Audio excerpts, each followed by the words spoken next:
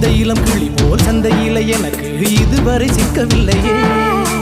என் அழகு ரசிக்க என் நெருப்பை அணைக்க இளைஞனும் கிட்டவில்லையே.